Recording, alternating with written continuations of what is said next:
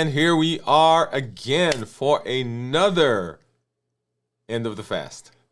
That's right. We are at the end of our week. We are at the end of our fast, and we are doing a complete review of fasting right here. Right here. That's right. Here.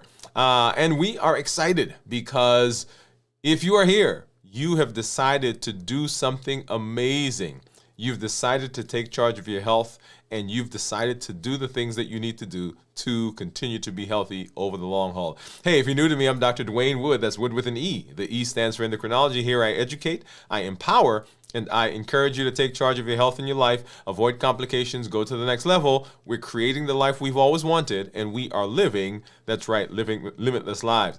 We don't need superhuman strength. I'm here because I want you to have the success in your health just like you're having in all the other areas of your life, so you can show up fully for all those important events, for the family, for the friends, and for those dreams that you've been pouring into. What you need is a strategy you can trust. You need a plan you can follow, and you need the support and the encouragement to continue to show up every single time. And that's what we're here to do as we move through this rest of this episode. I'm glad that you're here. Welcome wherever you're joining me from. If you are new, go ahead and put new in the comments, because I'd love to welcome you with a hand clap and some music. And let you know that we are excited that you are here. If you have questions, go ahead and put those in the comments, because we want to make sure that we get to those as we move through our show today. Wherever you're joining us from, whatever platform, whatever city, whatever town, whatever village, and of course, whatever country you're joining us from, thank you for coming through and hanging out with us right now. So we've got some interesting things that we're going to do. I've got my monitors off to the side, and we're going to do something a little different today. But let me go ahead.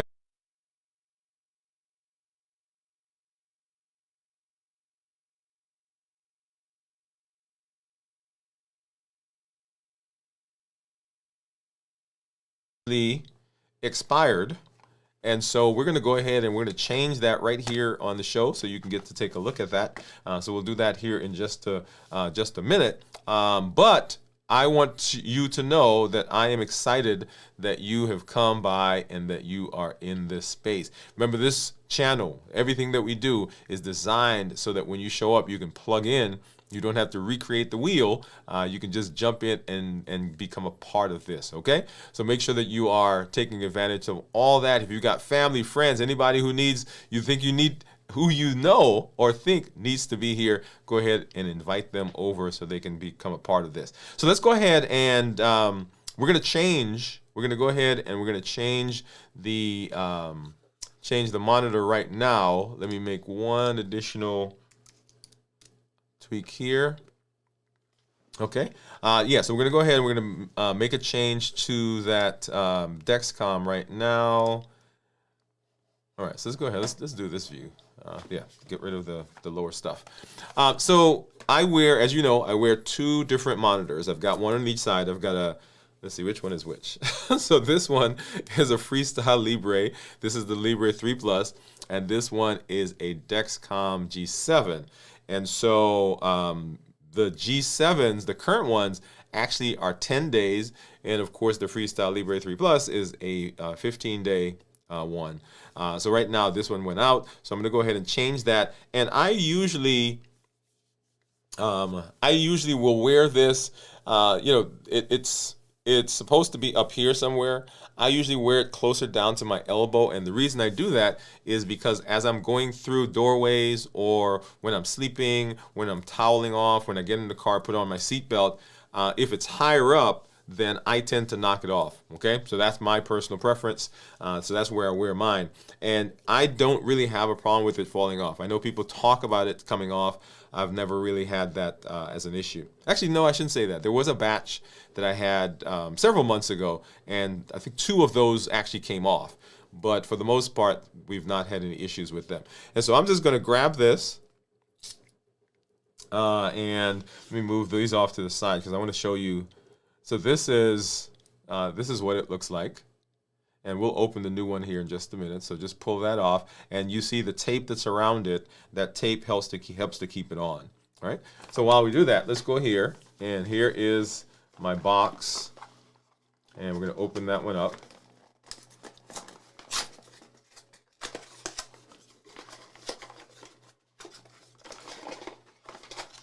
All right, let me see if I can get you a little better color. There we go. Maybe a little better.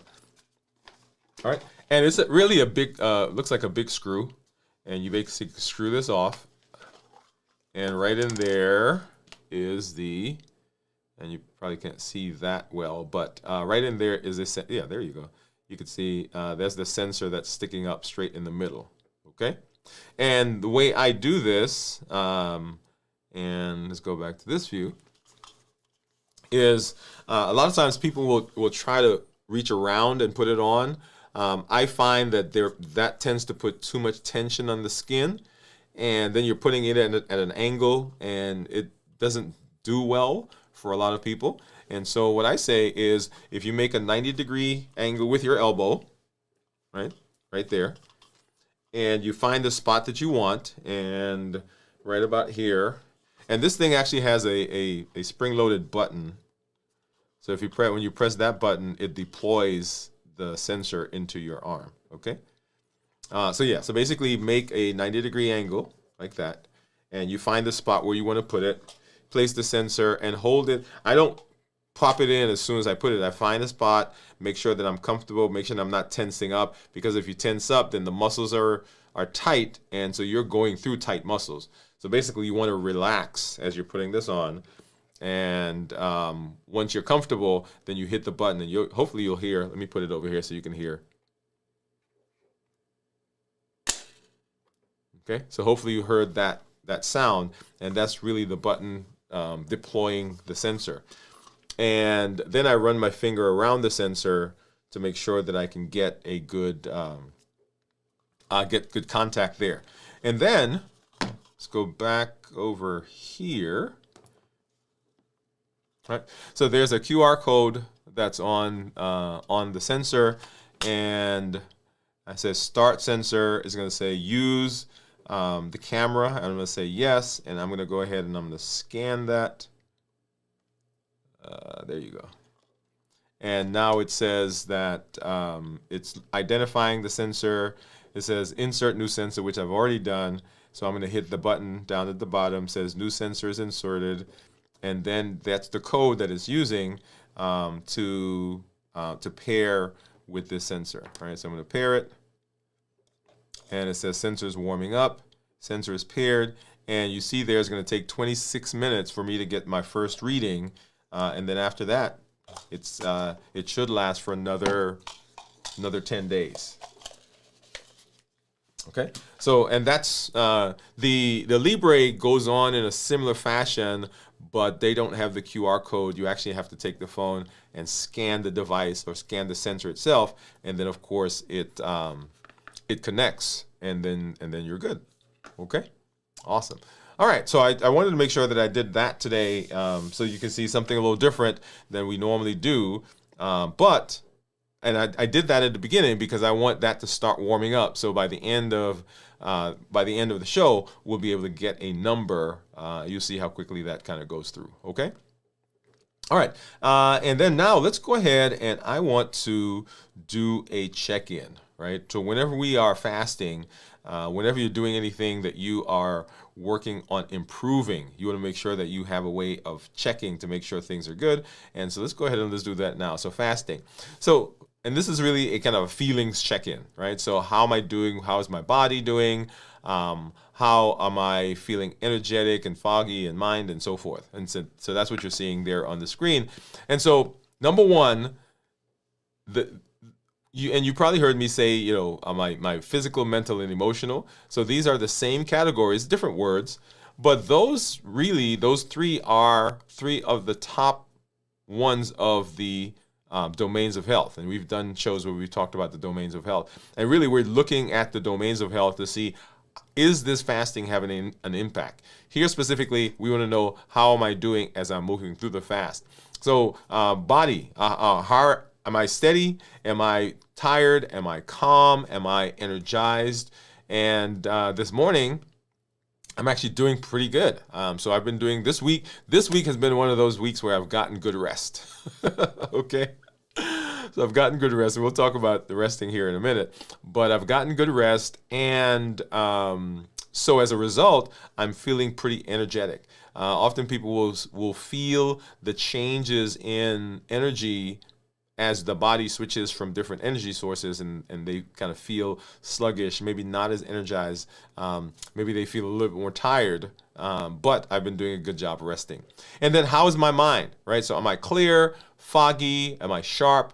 Right now, I'm pretty sharp. If you remember a couple weeks ago, I was ill and wasn't feeling good and kind of feeling foggy headed.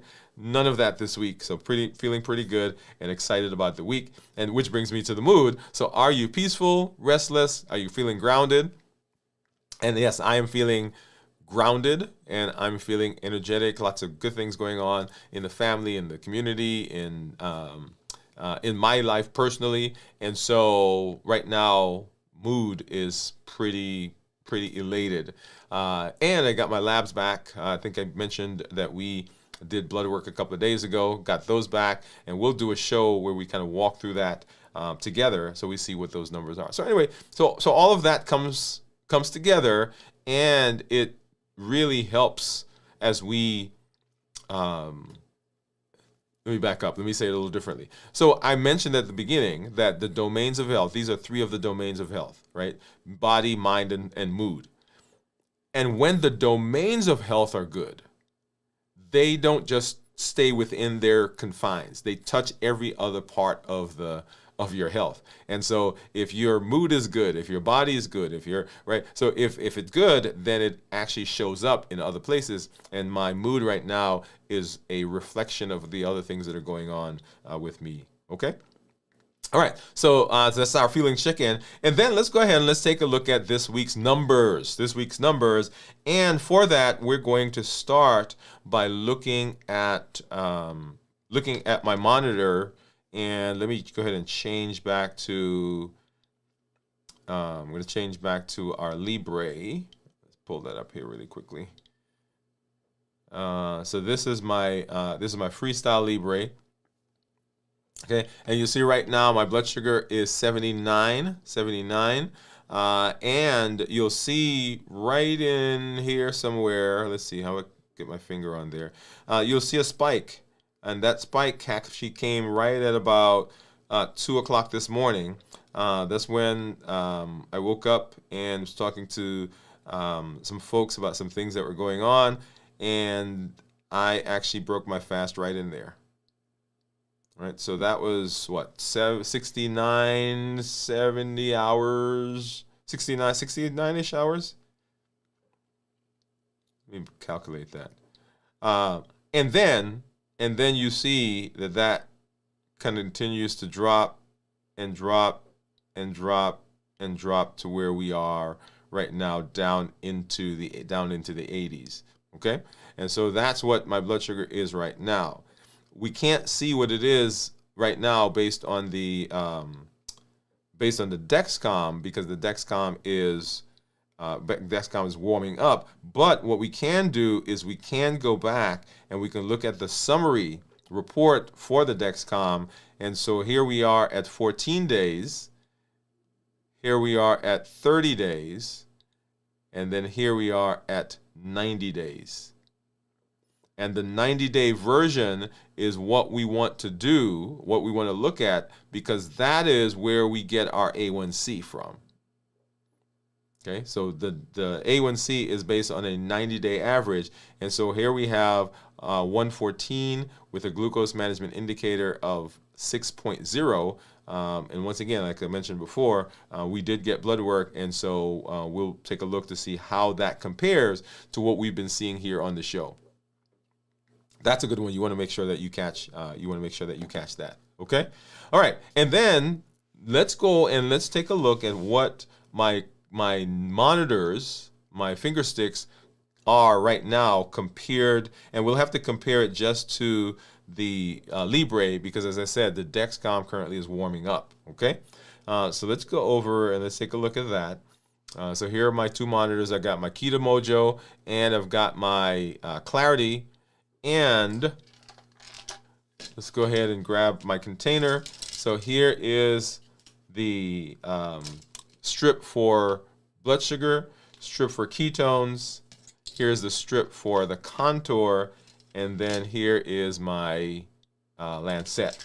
As you know, I don't use a lancing device, and I know I say that all the time, but just so you know, because sometimes there are people who see me doing that, like, oh, where's the lancing device? Well, I don't use one typically. I shouldn't say typically. I don't use one. I'm trying to remember if I've ever used one, other than just learning how each one works, so I can talk to patients about them. I don't usually use them. All right, and so here is the strip for my Keto Mojo. Get that one in here, and here's the strip for my for the ketones. I'm gonna go ahead and open that up so we can have that off to the side, and grab my lancet, open that up, and this is the finger that I've been kind of picking on. So let's go ahead and we're gonna do that right there. Okay, ow. And hopefully, yeah, there we got a brisk drop. And let's go ahead and get this one going as well. And so 85 is what the Keto Mojo says right now. 87 for the contour. And if I go back over here, well, let's do this one. 82. So all of them are pretty close to each other right now. And of course, we don't have the Dexcom. All right, so let's get that out, and let's go ahead and let's see what my ketones are. All right, so ketones are, and I'm going to leave that graph up on the screen so you can see what's been going on with blood sugars when I broke the fast, when I ended the fast. And now let's compare that to what my ketones are going to be right now. And hopefully that works, because I got a pretty good dollop from that drop. 3, 2, 1, and 0.4. Right, so 0.4. If you remember when we did our show, it was 0.9, I believe. And so 0.4, less than 0.5 considered normal, 0.5 to 1.5 considered nutritional ketosis, and then above 1.5 considered therapeutic ketosis. Okay? And so when we're in a ketogenic diet, ketone mimicking diet, or we are fasting with the intention of getting into ketosis, we want that number to be 0.5 or higher. Okay? Awesome. All right, so let's go ahead and let's say hello to some of our community members. I do see you popping in there. And once again, if you are fasting with us, if you fasted this week, whatever fast you did, whether you did 16, 8, 12, and 12, 48, 72, 24, whatever it is, I want you to drop in the comments, drop the number of hours that you spent in fasting this week, okay? Because we want to give you a shout out. In our community meetup yesterday, one of our community members was telling us about the fasting that had been going on, and I was excited to just give kudos, right, for the journey that she's been on, and the journey really that we've all been on over the course of the time that we've been here together. Okay, so go ahead and I'm just making a change here to some things, but go ahead and drop that in the comments, because we want to make sure that we give you some props for that. And also tell us where you are. Tell us where you are joining us from. Let's see, I need to make one more change to that. Yeah, tell us where you're joining us from. There we go. And also the number of hours that you are in the fast right now. So while we do that, let's go ahead and we're going to hop over. We're going to say hi to some of our community members, and I see you out there. Let's see. Let's start with okay, here we are. Cornelia says, hello, Dr. Woode, LLG. What's going on, Cornelia? We are so excited that you're here. Thank you for coming through and hanging out with us. Jennifer says, howdy all. Howdy, Jennifer. What's going on in your world these days? And Cornelia says, hi, Jennifer. Cornelia says 16. Okay, so 16 hours of fasting. Love it, love it, love it. Jennifer said, did OMAD on Monday and Tuesday. Today was work. Good day. Too many good things. All right, so too many good things at work. She said work food day. Yeah, we have work food. We got that. And then Cornelia says, Ohio, kudos to your OMAD, Jennifer. Yeah, Jennifer. So let's back up. So Cornelia, congratulations. Congratulations to you. And Jennifer, congratulations to you as well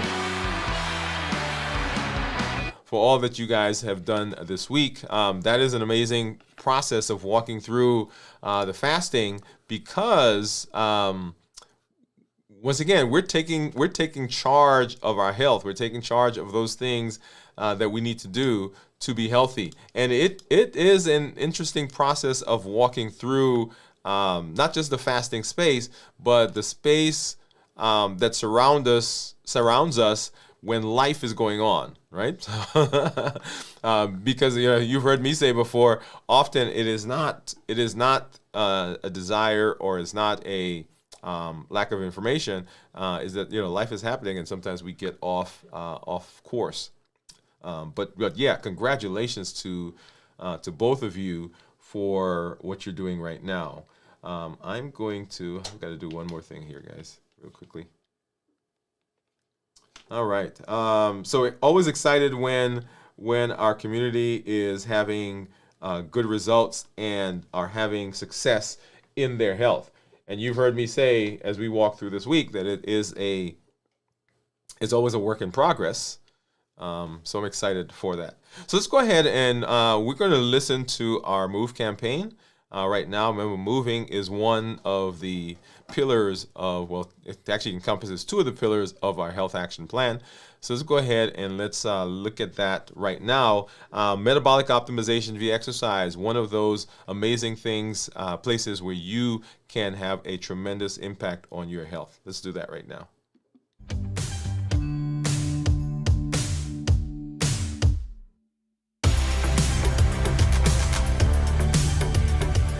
Welcome to MOVE, Metabolic Optimization via Exercise. This isn't just about workouts. It's about moving your body, moving your habits, and moving your life forward. Each episode builds consistency, strength, and resilience step by step. I'm Dr. Dwain Woode, and together we're writing the story of health, transformation, and limitless living. This is MOVE. Let's get started.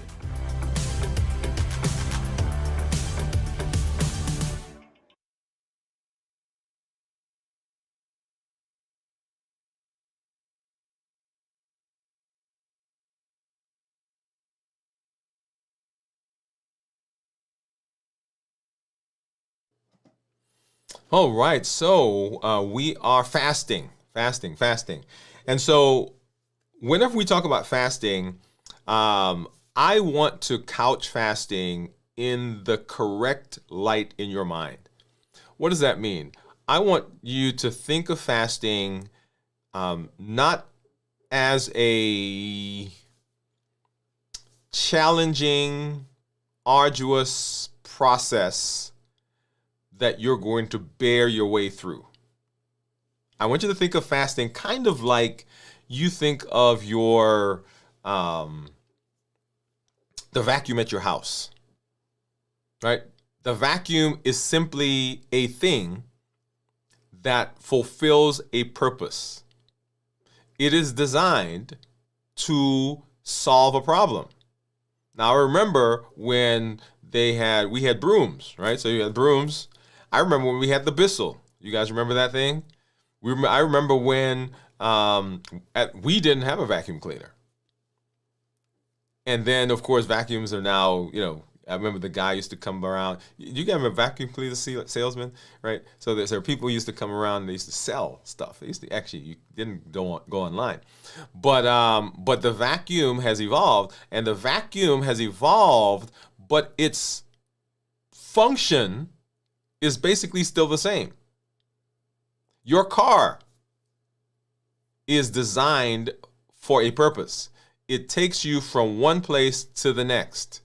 Now, you can use a skateboard, you can use a bicycle, you can use a motorcycle, or you can drive a car, or you can walk, really, right? Because you're going from one place to the other. But the vehicle is designed to take you from one place to the next. It is simply a device that does that. And so fasting is a tool. It is designed to treat or fix or to improve a process. It is not magic. Not at all. It is not the ultimate. For example, I gave you the example of using different vehicles to get from one place to the other. So there are lots of different ways that you can get to your metabolic space that you're looking for. But just like the automobile is a more efficient way of doing it than a motorcycle, which is more efficient than a bicycle, which is more efficient than a skateboard. So fasting is an efficient way of righting the things in your body, of resetting the system so that you are primed and ready to be able to do what you need to do for your health. That's fasting. So if we're going to use fasting as a tool, we want to understand how that tool works. We want to understand what the benefits of the tools are, or the tool is. We want to understand how to prepare for the tool, or prepare to use the tool. How do we do it successfully? And in our case, when we finish using the tool, what do we do then? And so that's where our fasting comes in. And we're really talking about a system. So fasting is a system that we're using as a tool to improve our health. Okay? Now, to fast well, we want to be able to walk through the process. So what we're talking about, how do we fast well? How do we fast on purpose? How do we fast well every time? Because we don't want every single time that you fast for it to be this arduous process that you go through. As you learn to use it, you should be getting better and better and better at it. And you should understand more and more and more about it. Right? It's kind of like your car. You got a new car, and the first couple of weeks, months, and so forth, you're driving, but you're still learning the system. And so after a while, you hop in the car, turn the key, and you're gone. And so that's the space that we want fasting to sit. That's where we want it to sit. And so when we're talking about fasting, there are 3 phases that we're going to talk about. And these really are, if you think about anything that you do, anytime you are in a process, the simplest way to think about or the best way to get success in the process is to have a strategic way of walking through it. And so that's what we're going to be doing as we walk through our fasting right now, is we're talking about how do we get through the fast successfully? What does that look like? Okay? Here we are. And so that's fasting. And so the first one that we wanted to talk about is our setup phase. So fasting preparation. This determines your fasting success. How you prepare determines how you get through the fast, and then certainly how do we get to the end of the fast. If we do it well, then we end up having the best results. When we don't do it well, then we end up with issues, and sometimes fasting is blamed. Fasting is blamed for those issues when it's really not a fasting process, right? It's not a fasting thing. But you get the idea. So preparation, what does that mean? And we went through, we've gone through before doing a check-in. And really preparation for fasting is giving the idea, number one, that the fast actually doesn't begin at time 0. So the moment you stop eating, Some people think that's when I'm starting to fast. Well, that's when you stop eating. But your fasting, actually, your fasting begins way before that, because the preparation that you're doing to get into the fast ultimately has an impact on the fast. And we've talked about a lot of different things, but I want to go through a couple here quickly in a little bit more detail. And it has to do, one, with our physical preparation. And notice I've in that phrase, physical preparation, there's a whole lot that's encompassed in there. Everything from rest, everything from activity, how we sleep, all of that is encompassed in physical. And so, as you are thinking about fasting, as you're preparing for fasting, fasting is designed to help the body, but there are some things that we can do with the body that actually takes us in a better direction of fasting. And we're going to start with one that sometimes we've actually told people we don't want you to do this. And that is exercise. When we fast, the tendency, actually when we do anything, the tendency is to say, hey, if this works, if I amp it up, then I get better results. That's not the case with fasting. However, you think about your body, the muscles in your body burn calories. And so people will say, hey, if I'm fasting and not putting calories in, if I go do an intense workout, then I'm actually hitting it from two different angles. That is true, except that when you are exercising, if you are not used to it, and you go out and you start doing strenuous exercising, then you're actually short-circuiting the process, because what begins happening is your body sees that as a stress, and stress requires cortisol. Cortisol finds sugar, and sugar causes a spike, and the spike causes insulin, and insulin dysregulates fasting. Notice the progression. So if you are not exercising right now, if you don't have an exercise routine, when you start fasting, that's not the time to go get a gym membership and spend 2 hours a day, 4 or 5 times a week at the gym. That actually inhibits the process. Now, if that's what you normally do, if you're at the gym and you are working out and that is your normal process, that is now beneficial when you start fasting. Right? That's the whole idea of the fasting workout. And I'll come back to that here in just a minute. But if that's not your normal process, then this is not the time to start it. In fact, if you are going to do anything during fasting, what you want to do is you want to begin doing light activity. What does that mean? That means walking. That means stretching. That means something like yoga or Tai Chi, where it's slow, deliberate, low-intensity movements. Now that helps. It doesn't put the body in a stressful environment, and so we don't have the spike in cortisol. So for preparation, for the physical, for movement, we want you to do light activity. In fact, I want you to do that. The other stuff, right, when you go to the gym and you're running and you're carrying on and you're lifting, that's not what we want you to do when you're fasting. So light activity, like walking, stretching, yoga, right, those types of things, that's good. Now, I said I'll come back to the fasting workouts, and let's talk about that. So during fasting, growth hormone goes up.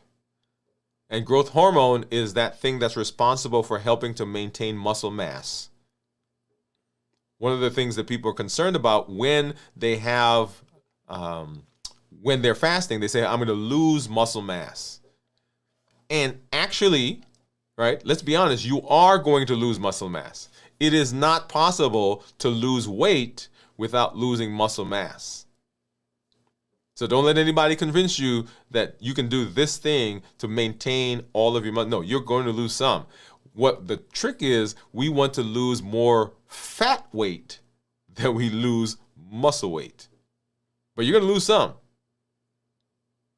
And so the fasting workouts is a way, or some people do, for maintenance of muscle mass. In fact, some people do that to build more muscles, because when growth hormone comes out, those muscles recover faster.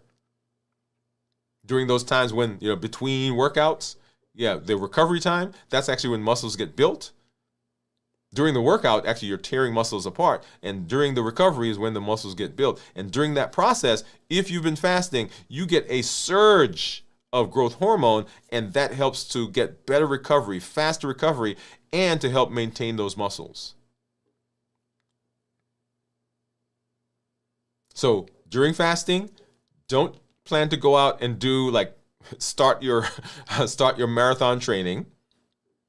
If you're doing a fasting workout, then you can continue that intensity because it's actually preserving muscles. But for everyone else, as you're beginning fasting, you want to begin implementing a low impact, light exercising. And you want to start doing that, not time zero. You want to start doing that the week before you're going to do your fast. And then as you get into the fast, as you do fasting over and over and over, then you will have that now incorporated into your fasting schedule, and it doesn't become a big deal. Because at some point, we're going to want you to begin amping up what you do. But that's not the place to start when you're first starting fasting, or if you don't have a regular routine workout, this is not the place for that. Okay, so physical. Number 2, in terms of the physical, is your rest. The body recuperates, it regenerates, it assimilates while you're sleeping. If you are not resting, you are wasting some of the benefit of your fast. Come on. I'm just going to say it. If you're fasting, you're getting amazing benefits. Lots of changes are going on in the body. But if you are not resting, you're not getting the full effect of those changes. Because your hormones are regulated during fasting.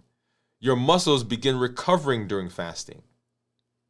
Insulin decreases during fasting. So insulin resistance drops during sleep. Let me say that again. So hormones regulate during sleep. Muscles recover during sleep. Yeah. And when we're not resting, when we're not sleeping, then that blunts or that short circuits the things that we say we want. Yeah. So we don't want to do that. We don't want to short circuit anything. We want the full benefit. We want the full benefit of everything. Okay? So 1, activity, light activity. Number 2, rest. And we recommend at least 7 to 8 hours of sleep. I'm going to just pause there because I know some of you are like, oh, well, how am I in the world going to get 7 to 8 hours? 7 to 8 hours of sleep. Do you know if you don't rest well, it's been shown that your reaction time can approach that of someone who's intoxicated? Your thought process is blunted. Your energy is blunted. Your response time is blunted. And so we don't want any of that. And on top of that, because the changes that are going on in your body are supercharged during rest, if we're not resting, then we run into difficulty. Okay? All right, so number one is our setup. The setup is important. Fasting preparation determines fasting success.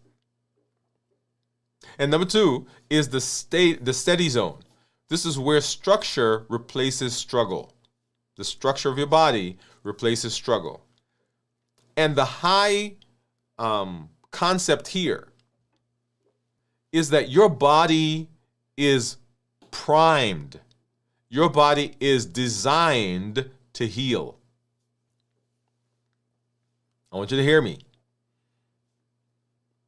Your body's goal is to keep you alive. Everything that it does is with that intention. Now, some of you are watching and say, wait a minute, my body's been fighting against me. No, it's not been fighting against you.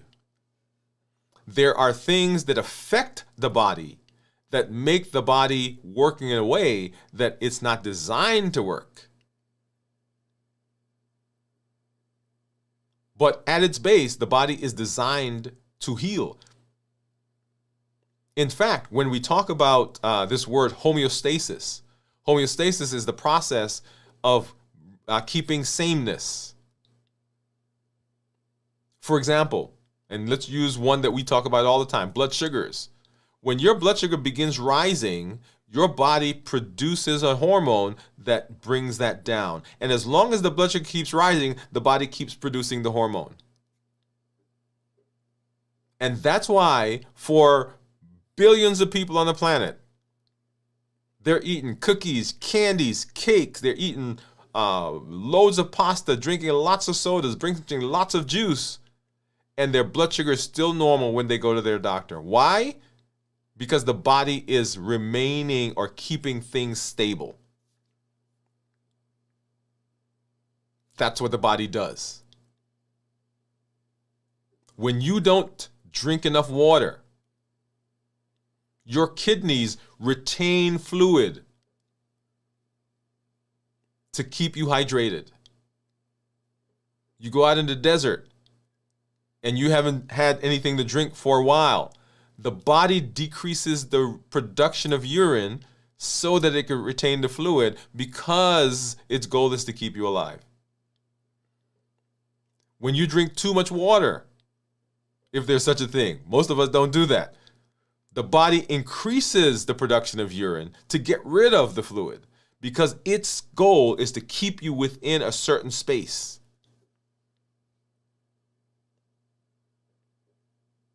So if we can give the body space, if we can give it what it needs, time, the body will begin to heal. And so when we start fasting, the body initially sees that actually as a stress. So your cortisol level goes up.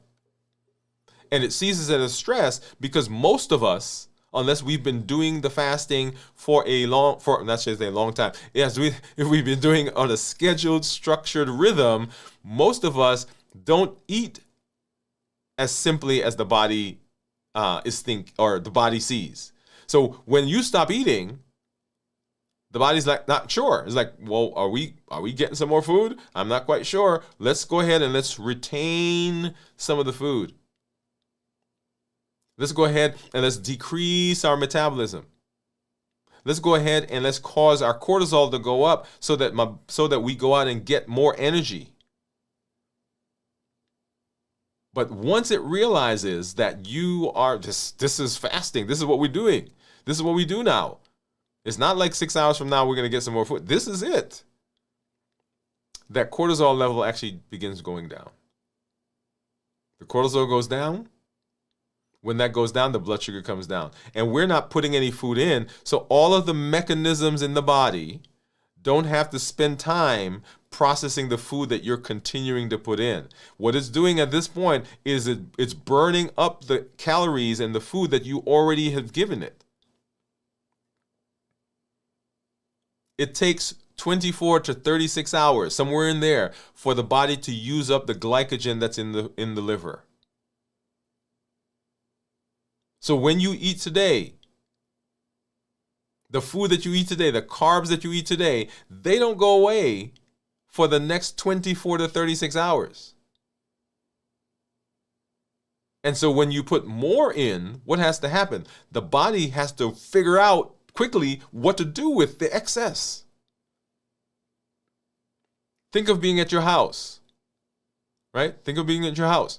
And we had in our yard, we bought some mulch, and I was excited because we went down to a local place. Because usually I go and get the bags, right? And this summer, well, it was spring at the time, getting ready for get into the season, and I went down to this place, and the guy's like, "We're having a sale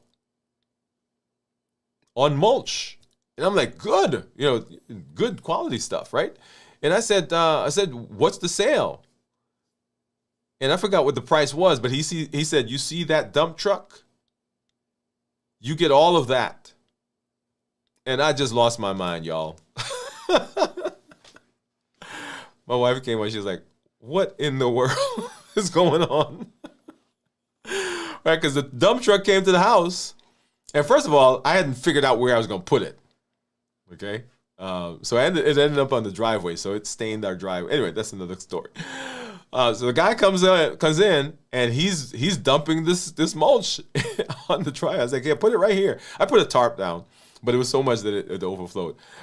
So he said he's dumping it out, and it just kept coming. Because I was like, "Okay, is that it?" He's like, "No, there's more. It's the whole truck." And sometimes that's what it feels like to the body. We just keep putting stuff in. And the body's like, I still haven't figured out, not figured out, I still haven't dealt with the stuff you put in the last time. So when we give the body space, then the body's able to do what it needs to do to regulate itself. Okay, so number one, cortisol. So during fasting, cortisol comes down. When cortisol comes down, then we are not as anxious. Our blood sugars begin decreasing. We're not as insulin resistant, meaning that the body is able to use the insulin that we have on board more effectively. As a result of that, the body doesn't have to make excess insulin. Boom, let's pause right here. Hyperinsulinemia, that is too much, an elevated amount of insulin is the underlying problem with a lot of our metabolic dysfunction. It is not that insulin is the problem. It is the excess insulin that's the problem. Going back to my example a little while ago, I said, when you go to your doctor and the doctor says that your blood sugars are good, your A1C is in target, we get excited. Because we're told that we're pre-diabetic, or sometimes we say you're not even pre-diabetic, you're in the normal range. Okay? Now, I want you to think about the things that you eat. Pause for a minute. I want you to do an evaluation of the things that you eat. I want you to think about the carbs that you're eating. I want you to think about the sugar that you're eating. I want you to think about the drinks that you drink. Whatever it is. And now I have a question for you. If you're eating and drinking that, how in the world is my blood sugar normal? How in the world is my A1C still in the normal range? And the reason it is because the body is producing insulin to keep the blood sugar normal, which is an amazing thing. But it is producing an abnormally high amount of insulin. And eventually, that's where the problem comes. It's not that the body kept it normal that's the issue. It is the abnormal amount of insulin that it's continually having to produce. So when we're fasting and we've dealt with the cortisol, we've dealt with the insulin resistance, our body can decrease the amount of insulin that it produces, so that those downstream issues that we talk about, they begin going away, or at least begin improving. We've already said that growth hormone comes out during fasting. And when growth hormone comes out, it helps to build muscle. It helps to retain muscle. It helps muscles to become recover better and faster. And metabolically active muscles are a gold mine, because metabolically active muscles do not require insulin to burn sugar. Come on. So once again, we notice that because of what we're doing, our body doesn't require as much insulin to function. And we are, even in that phase, reducing the amount of insulin that's in our body. When insulin goes down, our satiety and our hunger hormones become better regulated, because high insulin disrupts ghrelin and interferes with leptin. Those are the hunger and the satiety hormone. When ghrelin goes up, it says, hey, go eat. When leptin goes down, it says, go eat. And so when insulin decreases, then the ghrelin says, okay, we're good. And the leptin says, we're good. All that happens during fasting. So there's this symphony of hormones that's going on. So that's the physiology. Now, how do we get through the process? Because we will feel changes. Because at 24, 36 hours, the body is changing over. Or even, let's go before then. Right? Walk through that process. So you stop eating, and it's now 4 hours, 5 hours, 6 hours. You're used to eating again. And I've had people say to me, how do I get through that process? Because my brain is going to want to eat. And we talk about it, right? So habits. And I've had people say, yeah, well, okay, I understand that it's a habit. I grant that. And I'm working on breaking the habit, but how do I get through it right now? And we get through it right now by doing some simple things. First of all, acknowledging it. I'm hungry. I feel like I have to eat. It feels urgent. It feels like if I don't eat, I'm going to die. I'm getting a headache. My heart rate's going up. I feel dizzy. I feel light. I got to get something to eat. Number one, acknowledging it. And acknowledging it says, not that, okay, this is a real thing. I say, okay, this is happening. I'm going to go get something to eat. But this is not true hunger. Now, the first time you probably get something to eat. The second time you probably get something to eat. The third time you probably get something to eat. But eventually your brain will begin processing and say, wait a minute. I just ate 2 hours ago. My weight is already 20, 30, 40 points, 40 pounds above where I need to be.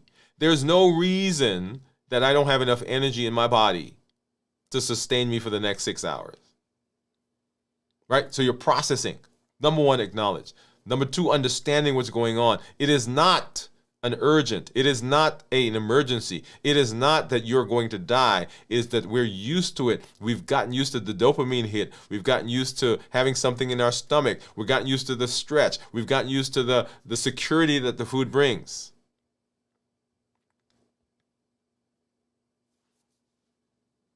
So acknowledge, understand. And then number three is do something different. Move a muscle, change a thought. Some light exercise, light walking. Get up, move from where you are. Don't tell yourself, okay, I've got to not eat for the next 12 hours. I just have to not eat for this moment. I can come back and eat in a minute, but for right now, I'm not going to eat. Let me go walk. Let me go to get something to drink. Let me go distract myself. Let me, and I love drinking, I love carbonated stuff. Yep. So I drink a lot of zero sugar beverages. Whole nother conversation.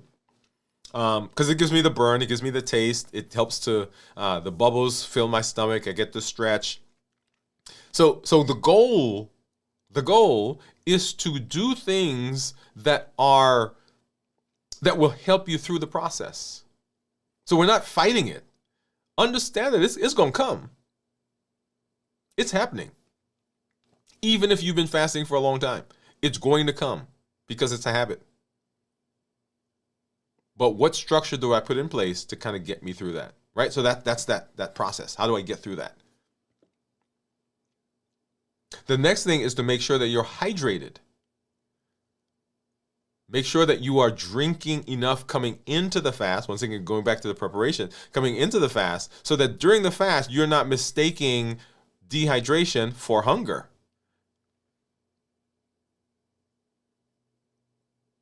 Because if we do that, then we're going to go get something to eat.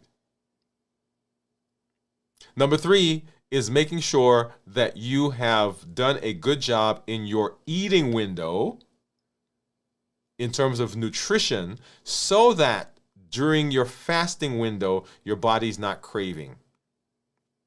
Now, when I talk about doing a good job in your eating window, I'm not talking about calorie-dense foods. We're talking about, are you doing a good job of nutrient-dense foods?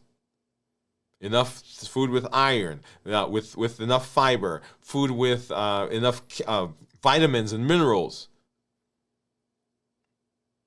Are you doing a good job with that in your eating window, so that during the fasting window, it doesn't become a problem? And then the mindset of fasting, which is why I started with the setup for fasting. Fasting is simply a tool.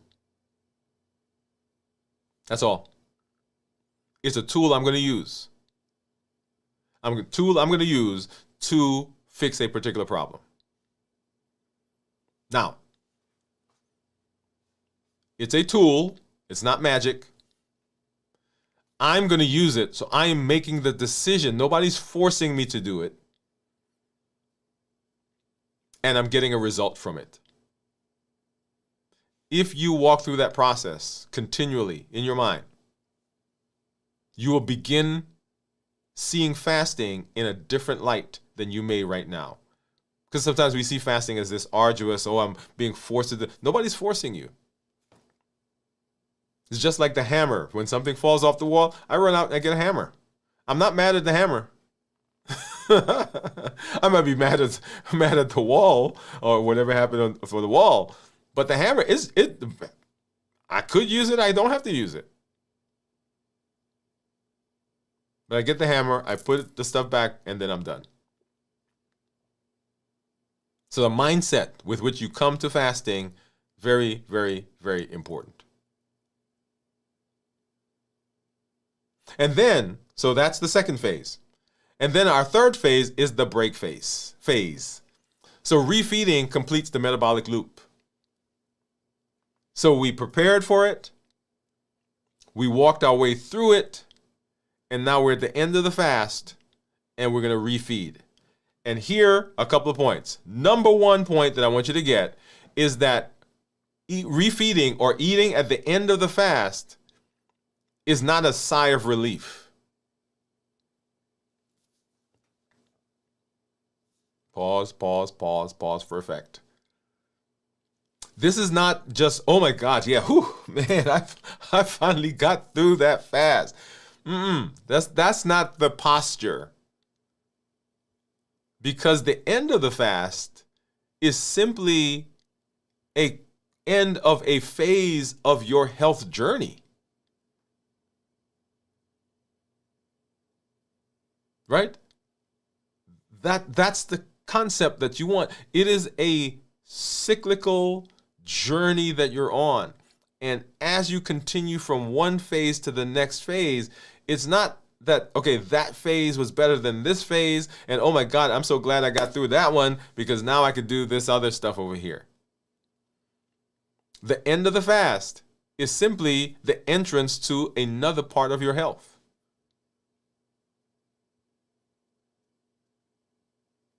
And the way that we end the fast is important, okay? When we are in the fast, we want to anticipate what we're doing when we get out of the fast. So begin planning what you're going to eat. Actually, when you start planning the fast itself, you should plan what you're eating, not just to end the beginning of the fast, but also what I'm eating to end the fast. Because preparation. Otherwise, we are relying on our motivation. We're more relying on how I feel at the time for the food I'm going to eat. And that's not where you want to be. You want to prepare for that. I'm not going to talk here about our default meal, but that is a concept that you want to make sure that you get ingrained in yourself. What is my default meal? What is the thing that I'm going to be able to create wherever I am? It doesn't matter where I go, who I'm with, whatever restaurant, whatever place. I have a concept of what my default meal is, and I'm preparing my meal as close as possible to that. Notice I said as close as possible to that.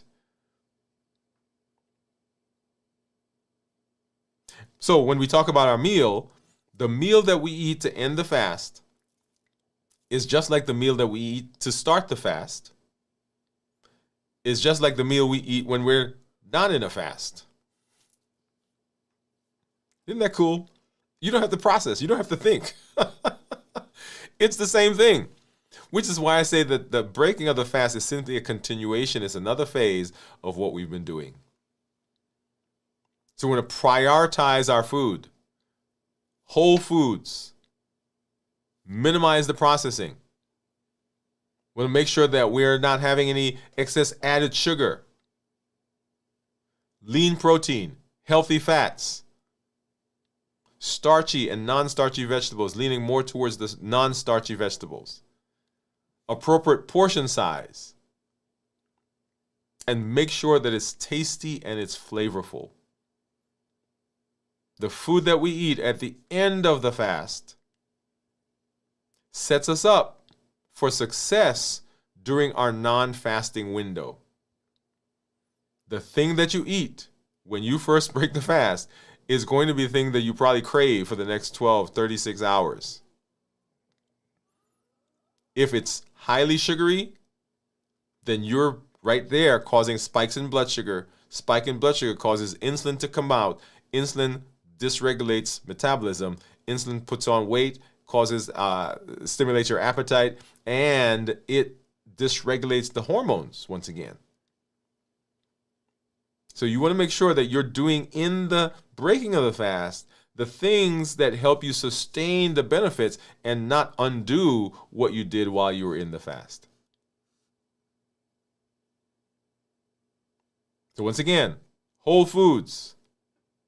Foods as close as possible to when they were grown or made. Whole foods. Minimize processing. So if you have a choice, something in a can or something off the shelf, well, not off the shelf, but in the produce section, yeah, that's what we want. No added sugar. You can go to the store, you can buy some orange juice that's in a carton that says, 15 grams of carbs per serving, no added sugar. Right next to it is something that says 15 grams per serving with 4 grams of added sugar. You want to get the one that does not have the added sugar. Notice, we're not saying that you can't drink orange juice or apple juice or whatever your juice is, but we want the one without the added sugar. Lean protein and healthy fats. Lean protein. Protein, when you eat protein, it helps by producing something in the body called protein YY. Protein YY slows the GI tract. It sends a signal to the brain that you are full. So protein, great to include in that meal. Healthy fats. When you eat fats, they help the body produce something called cholecystokinin. Once again, slows the GI tract, keeps you fuller longer, and also helps to send a signal to the brain that says, I'm full. So it helps to maintain your satiety as you are getting into the eating window. starchy and non-starchy vegetables. Because what we're trying to do is we're trying to decrease the spike in sugar. Non-starchy vegetables tend to have more fiber. The fiber helps to blunt the absorption of carbohydrates, makes you feel fuller longer, makes your body, makes your stomach stretch, so that the signal goes to the brain, hey, I'm full. Portion control. Often it's not that we're eating the wrong thing, but we're eating too much. Like, man, that's good, so I'm going to eat the whole package. I'm raising my hand because I do that. Oh, they say this is good, so come on, let's get with it. Well, portions. We went to, we were in Paris sometime earlier. Trying to think of the month. But anyway, we were in Paris. I went to a restaurant, and we sat at the restaurant. It was a good restaurant. We paid a lot of money. And I got my plate. And I looked at the plate, and I thought to myself, whoa, where is the rest of the food? Because I'm so used to the portion that we're used to. So portion sizes. Make sure you're eating portion sizes properly. And then you make sure it's tasty and flavorful, y'all. Make sure that the food tastes good, because I've had some food that they said was healthy, and I tasted it, and I'm like, man, if this is the healthy food, yeah, I'm not sure if I want to eat this. Because your brain is going to revolt. Now, there's a whole, and we did, a while ago, something called Sugar Busters. That's a course that we did, a session that we did, 15 days. It takes about 15 to 20 days to change the palate. So it is possible to change what your, how your palate, your taste buds, it is possible. But make it tasty, make it flavorful. And then eat slowly. At the end of the fast, don't just gobble everything up. It takes 20 minutes for the signal to get from your brain, from your stomach to your brain that you're full. When you eat fast, what you're doing is you're short-circuiting that, because you end up eating more before the signal gets there. And by the time the signal gets there, you've already eaten 2 to 3 times what you should have and would have eaten. So take your time. So 3 phases.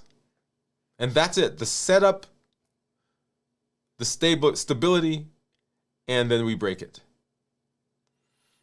And I want to talk a little bit about the inner design loop. The inner design loop is our vehicle. It is the arm of change. It is the thing that allows you to process and evaluate and decide whether you need to do something different.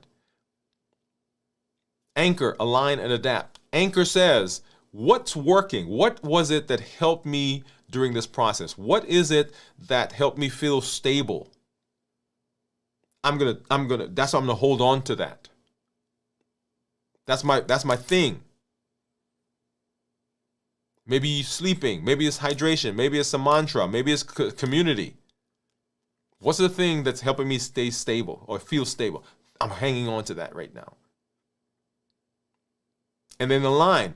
Are my behaviors and my decisions consistent with where I say I want to be? You heard me say, so you can show up fully for your family, for your friends, for your dreams. Are the decisions I'm making right now going to take me in that direction? And then we adapt, meaning that we've got to be reflective, meaning we've got to be, we have to be able to understand ourselves. We have to be mindful. We have to have some emotional intelligence. What is my body telling me? What are the things that push my buttons? What are some of my triggers? How do I deal with that relationship or that conversation? Are there things that I've got to learn? Are there tools that I've got to go get so that I can know where I am? And then, what is one thing that I can do, a micro change? What is one thing I can do to help me be more successful the next time? That's the inner design loop. And so remember, fasting is a tool, but is a system. We've just learned a system. Structure turns discipline into design. And we are designing the life. We're not trying to bump into the life or just find our way into life or dream our way into life or stumble into the life. We are designing it. And when we do that, we are becoming and we are doing the things we need to do. So we design the life, we build the health, and we live a limitless life. You want to make sure that you continue to understand, continue to grow in fasting. We'll continue going through this and continuing to understand more and more what this amazing tool is. Join us the next time.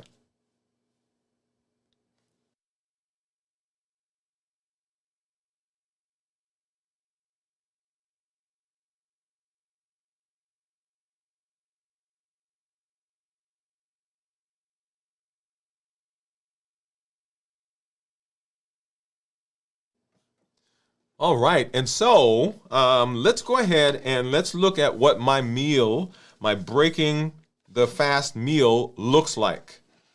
Okay, so let's go ahead and let's look at that right now. And so here I have, and this is a salad, right? Salad that I've created. Let me get this off this side here really quickly. There you go. The salad that I've created. And so what we have in here, I've got my standard jerk chicken. I've got some black beans. Under here, I've got red cabbage. I've got tomatoes. Here are my chunks of cucumber and some red onions. Now, what I don't have here, I thought I brought it in, was I thought I had some cheese, but I don't have it. But that's okay. All right, so let's walk through this again as we talk about balanced bites. And actually, let me bring this over because let me do something here really quick. Yeah. So this is the salad dressing that I have, and this is a combination. I'll tell you a little bit about it here in a minute. Okay, but for now, let me take that off the screen. So whole foods, and everything that you see on this plate right here, whole foods. There's no non-whole food here. So, and because there's no cheese on it. If there were cheese, then there would be some non-whole food things over there, right? So whole foods, minimize processing, and the only thing that's processed here is the beans are from a can. The black beans are from a can. Everything else is non-processed. We've got lean protein. Minimize sugar. So once again, nothing here has sugar in it. Lean protein and healthy fats. So I've got chicken. I've got beans are my protein, and right now, in terms of fat, would be from the chicken, right? So nothing else on there. Starchy and non-starchy vegetables, and there is no starchy vegetable on the plate. We've got cabbage, we've got the tomato, not tomatoes, we've got the red onions, we've got the cucumber, and we have the carrots. Tasty and flavorful. I've not tasted it yet, but y'all, I'm anticipating it with a vengeance right now. And then portion controlled. And this is an appropriate portion. Now, I'm going to add, and those I deliberately left this out. So here is some non-processed, this is some processed stuff, right? So this is a combination of four different salad dressings. So there's a restaurant here in town that makes two of my favorite salad dressings. They make a horseradish and a Parmesan ranch. And so I have a dollop of each of those in here. And then one of our community members turned me on to a salad dressing. If you go back and watch this, this is several months ago. So I've been continuing to buy that. And so it's a vinaigrette. So there's probably a teaspoon of that in here. And then there is a buttermilk ranch that I like. So anyway, so the combination of those is what I have in the right here. And so we're just gonna drizzle some of that here. I know. Okay, so a serving, they tell me is 2 teaspoons. Okay, do you think that's enough right there? Okay, I'm gonna stop. And then let's go ahead. I'm gonna jump in and get a taste of this.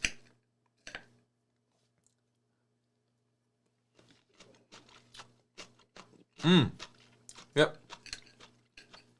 Remember I was talking about that flavorful? Yep, it is flavorful. Delicious. Oh, that one doesn't want to come by itself, so I guess I'll eat more.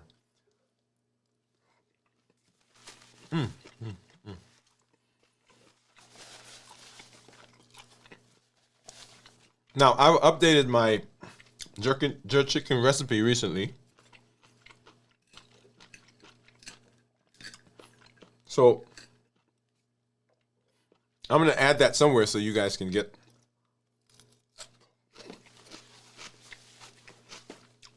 that. And of course, we may do a show. We've done shows before where I showed you the cooking part. Keep an eye out for more of those. Delicious. And I love salads because the salad has the fiber. It has all the different flavors, the different textures. There's the crunchy. There's the soft. Some firm. We got the savory in there. A little bit of sweetness from those carrots.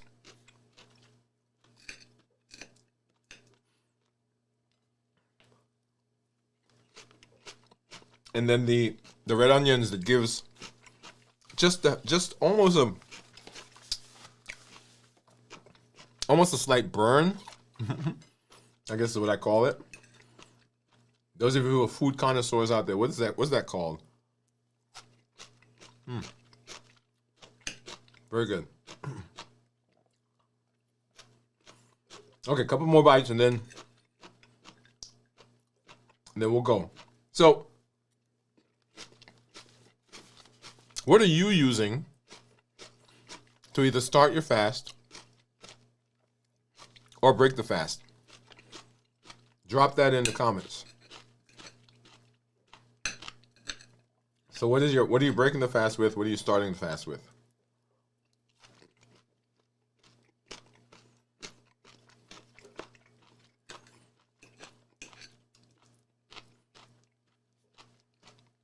Yeah. Okay, I'll stop there.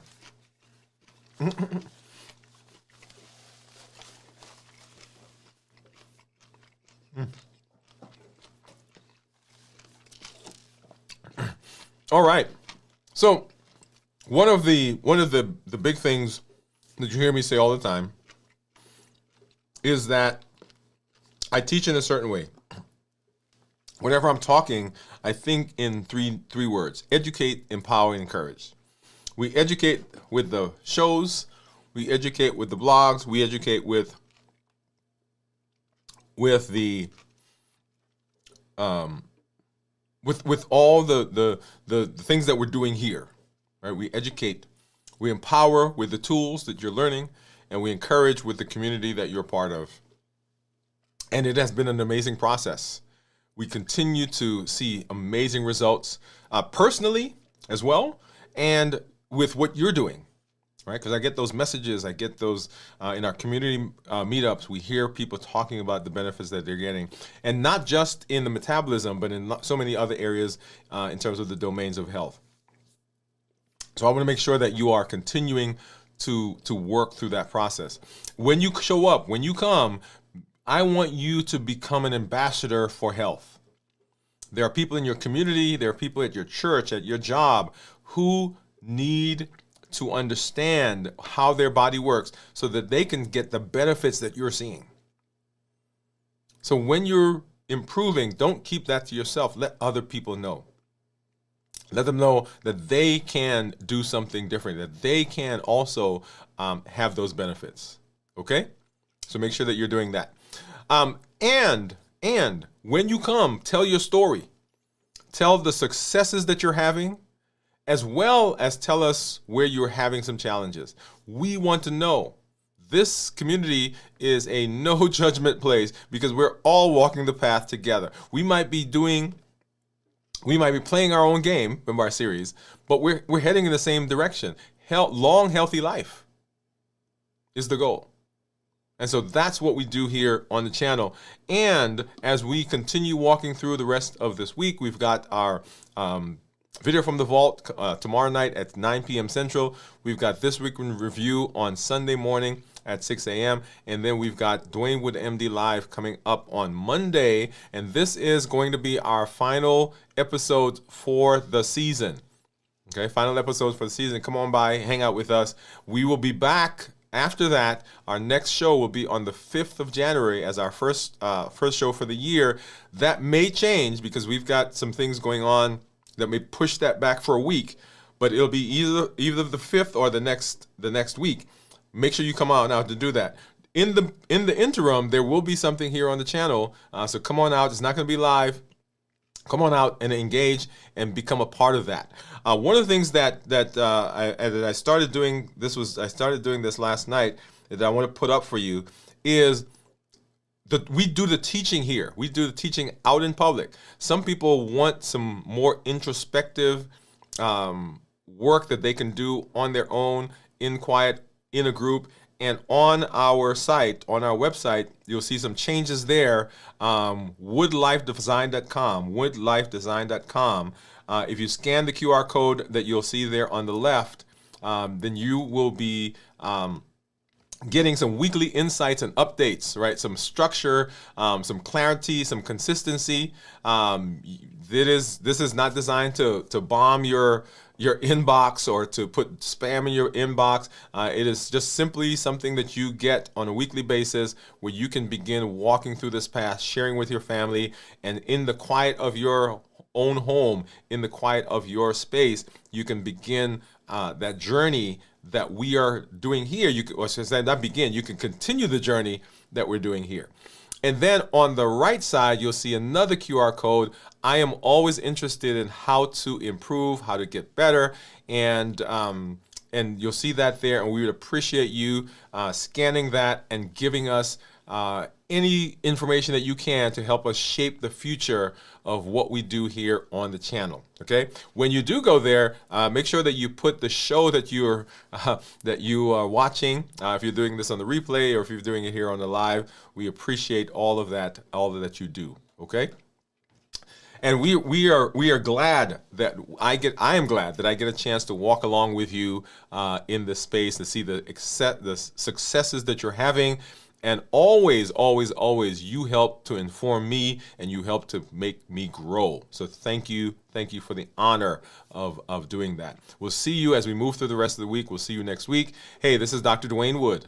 That's Woode with an E. The E stands for endocrinology. Here I educate, I empower, and I encourage you to take charge of your health and your life, avoid complications, and go to the next level. We're creating the life we've always wanted. I want you to have the success in your life here in health as you're having in all the other areas. So you can show up fully for all those important events and important people in your life, your family, your friends, your community, and so you can begin enjoying the dreams that you've been pouring into. Remember, you don't need superhuman strength. What you need is a strategy you can trust. You need a plan you can follow, and you need the support and the determination to keep showing up every single time. We'll see you later. Have a great weekend, and we'll see you as we move through the rest of the week. Let's go ahead and we're going to listen to that MOVE campaign one more time, and we'll see you in the space. Bye-bye, everybody.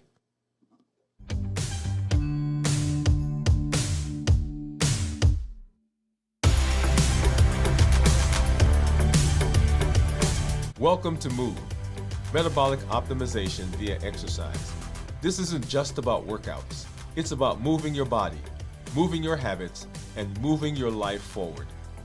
Each episode builds consistency, strength, and resilience step by step. I'm Dr. Dwain Woode, and together we're writing the story of health, transformation, and limitless living. This is MOVE. Let's get started.